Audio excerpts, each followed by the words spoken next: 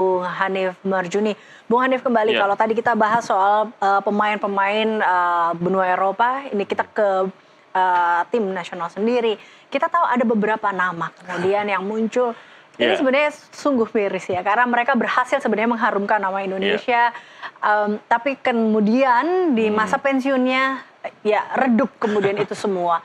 Anda bagaimana melihat nasib malang para pemain sepak Ya, bola ini? lagi-lagi saya melihatnya lebih pada gaya hidup ya. Memang Oke. kalau kita melihat beberapa case dalam 20 tahun terakhir, ada beberapa pemain dengan yang dulunya ketika dia aktif gajinya luar biasa.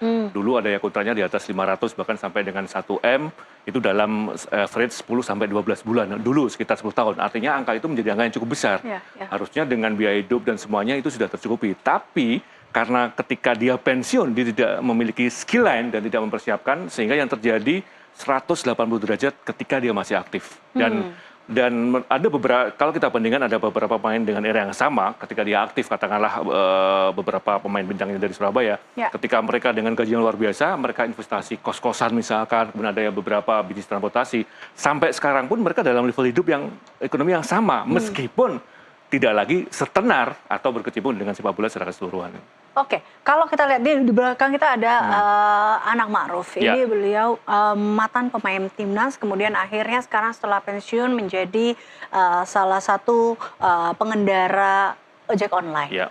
Nah ini kan tapi kemudian apakah memang dia tidak sempat ataupun beberapa pemain lainnya tidak sempat mempersiapkan masa pensiunnya, atau tadi kembali lagi karena tadi adanya fenomena hedon di Betul. para pemain sepak bola kita sehingga akhirnya lupa akan itu, atau Anda melihat ada Ya. hal lain?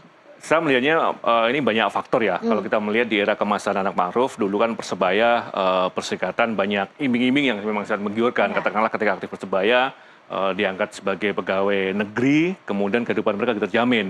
Memang anak Ma'ruf kalau tidak salah tidak mengambil jalur itu, dan sekarang kondisinya jauh lebih baik. Ketika itu terekspos, ada beberapa pegiat bola yang turun tangan sehingga kehidupan ekonomi dia sejauh ini juga cukup bagus. Dan terlihat sekali apa yang terjadi pada Anang Mangrove ketika diekspor ke media ini, semuanya perhatiannya lebih maksimal, dalam arti bagaimana maksimalkan atau perhatian terhadap keuangan pebola setelah pensiun. Dan kalau kita melihat sekarang ini praktis tidak begitu banyak, karena lagi-lagi di pebola sekarang yang aktif atau mulai mendekati masa-masa tua, pendekatannya sudah berbeda, tidak seperti dulu lagi. Oke, tapi